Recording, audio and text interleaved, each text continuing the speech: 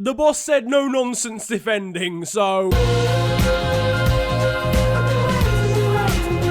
Hello everyone. Narun was too lazy to come up with a unique introduction this week, so here we are. And with that, welcome to yet another installment of Football This Week. This, of course, is the series where I bring you the best, but more frequently the worst, of what the world of football has to offer on social media. This week is special because it's a double football week, ladies and gents. But unfortunately, I've had to record before the Wednesday and Thursday fixtures, so it kind of isn't, but we move. Listen, stop mooing. But before all of that, we've got to talk about the Ballon d'Or. In the end, it was Lionel Messi who came out on top, winning a record 6th, overtaking Cristiano Ronaldo. Virgil van Dijk of Liverpool came a respectable second, but just 0.3% off Lionel Messi. He must have been left frustrated with that one. What a sad little life, Jane. Van Dijk, though, did cause controversy when he basically said that he didn't see Ronaldo as a threat for the Ballon d'Or this year. It's fair to say Ronaldo's sister didn't take it well. I'm not gonna read this caption out because it's the length of the New Testament in the Bible, but it was very salty. She is very rattled, and overall it's about as misjudged as a Gibbo message in a WhatsApp group chat, because she's royally f***ed it. I get it, because the group chat message was about the Queen. I suppose it's hard to accept he's not the best in the world when you've got tunnel vision. Wait, sorry, what? Was that a joke about Princess Di? Honestly, this post is a complete car crash. Niran, stop. It's really weird though, because at times the post actually uses first person.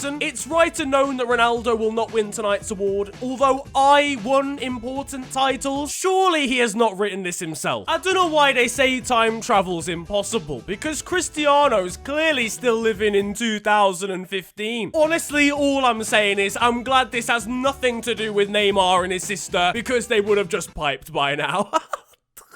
I can't say that. We have at least got some exclusive footage of Cristiano Ronaldo at the Ballon d'Or Awards tonight. Listen, it's not all bad. On the very same evening, he won the Serie A Player of the Year. That's basically the same thing, right? When Messi was presented with the award on the night, his son decided to take it upon himself to laugh in the face directly of Virgil van Dijk's nephew. And to me, that is worthy of a shithousery award, but the under-12s version. Now, Megan Rapinoe won the female Ballon d'Or, and as much as she's a good ambassador for the sport, playing 6 games for your club and scoring some penalties in the World Cup probably isn't deserving all round of that award. Fraudulence at FIFA? Who would have even suspected? What isn't fraudulent, though, is the L'Equipe Fan Award. A fan from Newcastle travelled across the country to the house of his Everton supporting friend just to laugh at him after Everton lost to them 3-2.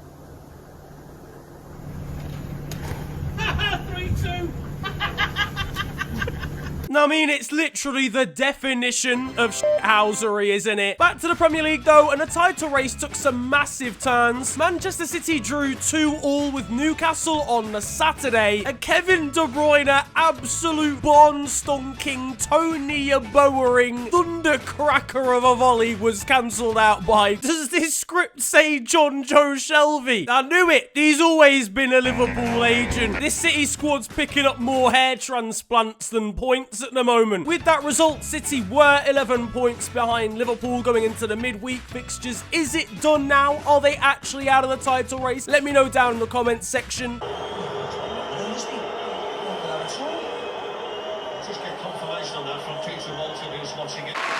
The Newcastle fans were providing some excellent entertainment in the crowd. First of all, 4 of them managed to find a Steve Bruce-sized Newcastle shirt. And secondly, we had this. Listen, mate, can I get the ball? There's only 3 seconds left.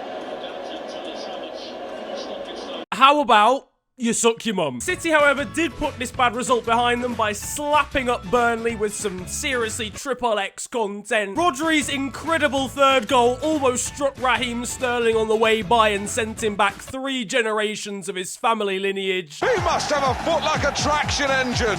Liverpool held on to claim a 2-1 victory over Brighton. It seemed like a simple result until Alisson got bored and felt like getting sent off. What are you doing? Why are you... Listen, mate, Twitter's kicking off. There's some kid called Gibbo's done something. I've got to go and check my phone. All I want is one game. One game where I don't think I'm gonna have a stroke due to stress-related incidents. I've recorded this before the Merseyside derby, but let's be honest, we'll either bottle it or we'll score the winner in the 136th minute of the game. Lifelong West Ham supporter and Premier League debutant David Martin kept a clean sheet against Chelsea, and it actually reduced him to tears. For sake, I knew I should have taken Mason Mount out of my fantasy team. Watford and Southampton's competition to in fact be the worst team in the Premier League was one of the highlights of the week as well. Meanwhile, Arsenal have finally turned over a new leaf. Unai Emery's been sacked. Freddie Ljungberg has taken over as manager with relative youthful exuberance, new backroom staff, positive mentality, and a new direction for the football club. Fam, these lot are beyond saving. You lot are done for. Aubameyang did the shush celebration in front of relegation side Norwich, having had to retake a penalty that he originally missed. This is the level Arsenal are at now. For a start as well, the team selection was raucous. It genuinely looked like every name of an Arsenal player had been dashed in a hat and a blind man had picked them out. Thinking about it, would that actually make a difference? Because he's blind and he wouldn't see it anyway, so... Paul Scholes' opinion is that Freddie Ljungberg is a fraud of a manager because he didn't turn up in a suit and tie. My opinion is that Paul Scholes is a fraud of a manager because he was shit.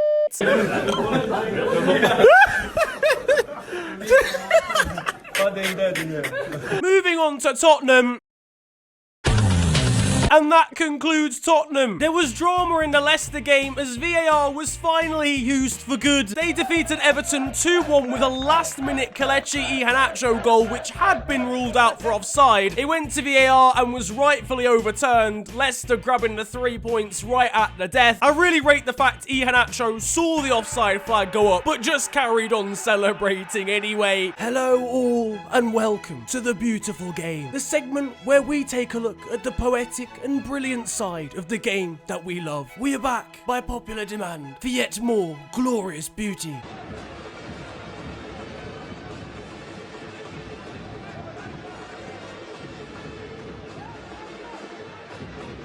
And that concludes The Beautiful Game. Ajax's under-12 side won a game this week 50 goals to 1. As in 50-5-0-1. At some point, the referee just says, you know what, I'll give them the benefit of the doubt. They've probably won the game. Alright, kids, that'll be an additional 3 minutes of injury time. I'm not being funny, but we're 49 goals down, mate. Do we really need to? Bayer Leverkusen beat Bayern Munich in the Bundesliga this week, and they were really milking it on Twitter. Meanwhile, this forward from Kuwait reckons he's marginally offside. Yeah, mate, honestly, agreed. The linesman's got to give you the benefit of the doubt.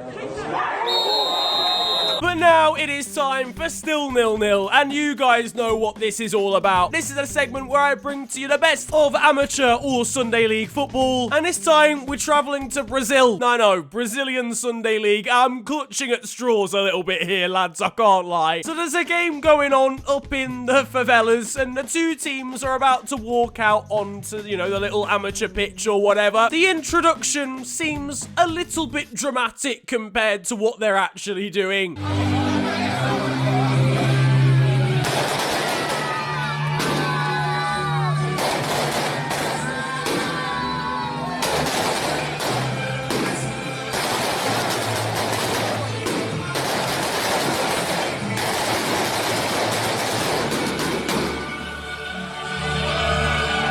First of all, is that the Champions League music? These heathens, do they not know that Brazil aren't involved in European competition? All the fireworks as well in the background. It sounded as if a football match was starting in South London. Over in the Highland League in Scotland, Keith managed to score for Keith. It's literally the definition of a one-man team, isn't it?